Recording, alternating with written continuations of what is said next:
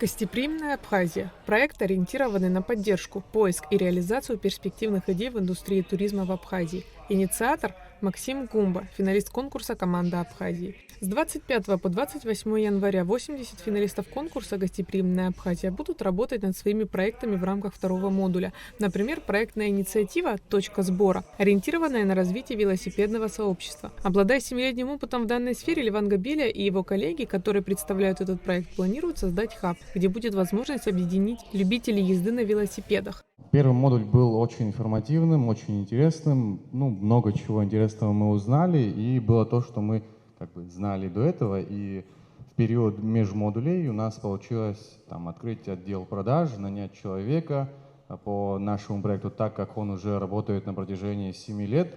Мы готовы в скором времени расширяться, и этот конкурсный грант для нас какая-то точка большого старта, можно сказать. И все суммируя, то, что мы прошли на первом модуле, у нас получилось как-то шагнуть на 1,5 шага вперед даже и прийти сюда во второй модуль.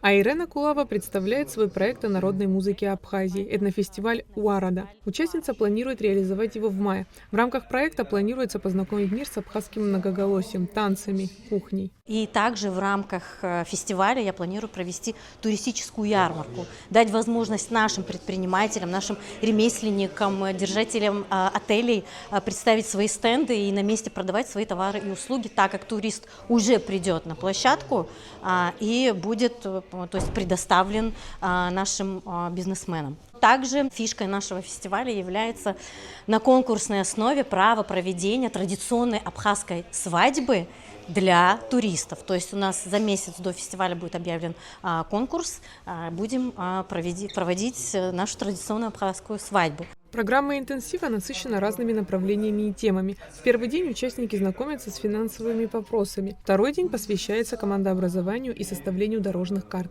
Третий – созданию контента и разработке концепции финального выступления. Среди инициатив – развитие экологических маршрутов, создание цифровых сервисов, фермерских хозяйств, популяризация музеев, организация фестивалей. Завершающий день пройдет защита проектов. Поздравляю всех с тем, что дошли. Поздравляю всех с тем, что есть уже определенные результаты, есть уже определенные рейтинги.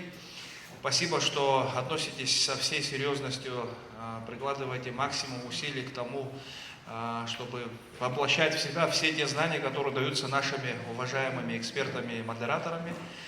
Желаю вам больших побед, желаю вам успехов, плодотворной работы. Итогом обучения станет защита бизнес-идей в сферах IT-сервисов, экотуризма, фермерства и культуры перед экспертами и потенциальными инвесторами. Лучшие проекты получат грантовую поддержку в размере до 1 миллиона рублей на реализацию. В феврале пройдет церемония награждения, на которой победителям и вручат гранты.